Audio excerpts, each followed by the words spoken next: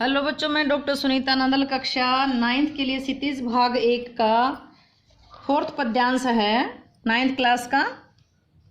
कविता का नाम है ग्रामश्री। कवि हैं सुमित्रा नंदन पंत। इसमें गांव की जो शोभा है उसका वर्णन किया गया है कि गांव में जो फसलें उगी हुई हैं तो उसका वर्णन, ग्रामीण सुंदरता का, ग्रामीण प्रकृति की सुंदरता का वर्णन करते हुए कवि ने कहा है, अब रजत स्वर्ण मंजरियों से लद गई आमर तरु की डाली, झर रहे ढाक पीपल के दल, हो उठी कोकिला मतवाली, मैं के कटल मुकुलित जामुन, जंगल में झर बेरी झूली, फूले आड़ू नींबू दाड़िम, आलू गोभी बैंगन मूली। फिर देखिएगा, अब रजत स्वर्ण मंजरियों से लद गई आमर तरु की डाली, झर रहे ढाक पीपल के दल, हो उठी कोकिला मतवाली, महके कटहल मुकुलित जामुन, जंगल में झरबेरी झूली, फूले आड़ू नींबू दाड़िम, आलू गोभी बैंगन मूली। व्याख्या देखिएगा। कवि सुमित्रा नंदन पंत हैं। कविता का नाम ग्रामश्री है। अब रजत स्वर्ण मंजरियों से, रजत चांदी की, बसंत ऋतु का वर्णन करते हुए कवि कहते हैं, अब वहां स्वर्ण मंजरियों से, आम के मंजरी होती है आम की, अब वहां आम के पेड़ की टहनियां सोने और चांदी जैसे, सोने और चांदी जैसे रंग के बोर से लद गई हैं। आम के पेड़ की डाली, कवि क्या कहता, आम के पेड़ की डाली लद गई है। किससे लद गई है? सोने और चांदी यानी सफेद और सुनहरे आम के बोर से लद गई है। बोर होता है जो फल लगने से पहले जो पौधे पर बूर सा आता है तो उसको क्या कहेंगे? बोर। तो बसंत ऋतु में आम के पेड़ की डाली चांदी और सोने के यानी कि सफेद और सुनहरे रंग के बोर से, मंजरियों से लद गई, अर्थात उस पर बोर आ गया है। बोर आने के बाद उस पर फल लगेंगे। झर रहे ढाक, ढाक का मतलब जो ढाक और ढाक का पत्ता यानी कि ढाक के 3 पात बोलते हैं। जो ढाक पर जो पत्ते आए हुए हैं ढाक के पेड़ पर, पीपल के दल, पीपल के दल का भी पत्ता होता है, दल का अर्थ भी पत्ता है। यानी कि बसंत ऋतु का वर्णन करते हुए कवि कहते हैं, ढाक और पीपल के पत्ते, दल का मतलब पत्ते, झड़ रहे हैं।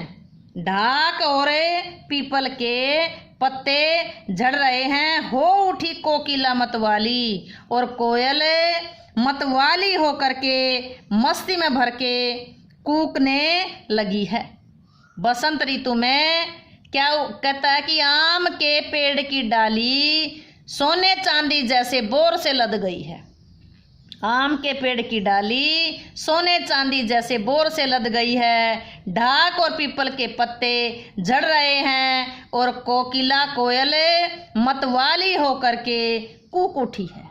कोयल मतवाली होकर कूक उठी है। महके कटहल, कटहल जिसकी सब्जी बनाते हैं, कटहल के पेड़ महके उठे हैं।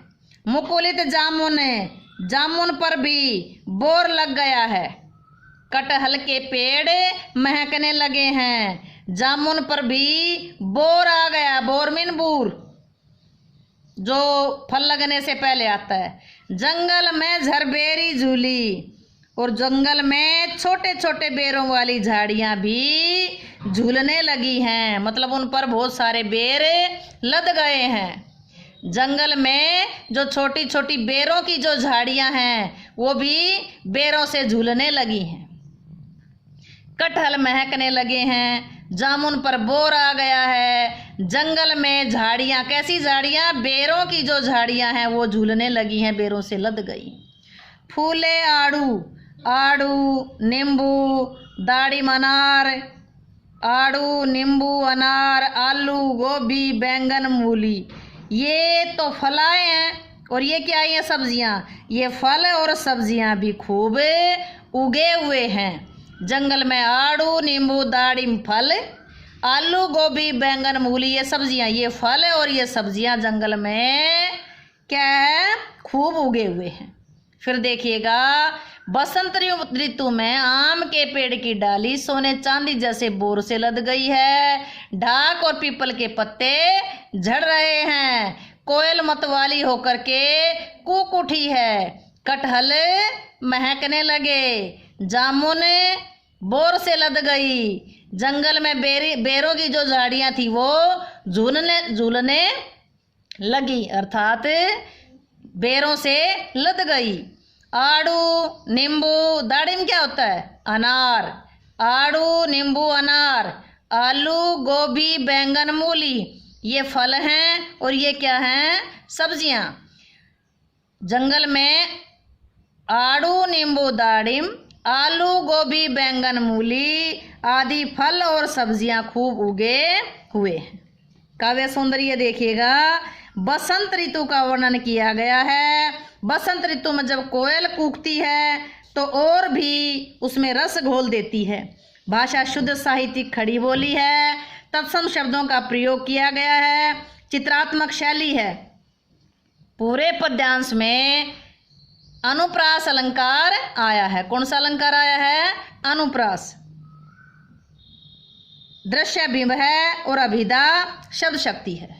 उम्मीद है कि व्याख्या आपको अच्छे से समझ आई होगी। व्याख्या समझ आई हो तो वीडियो को लाइक करें, शेयर करें, चैनल को सब्सक्राइब करना ना भूलें।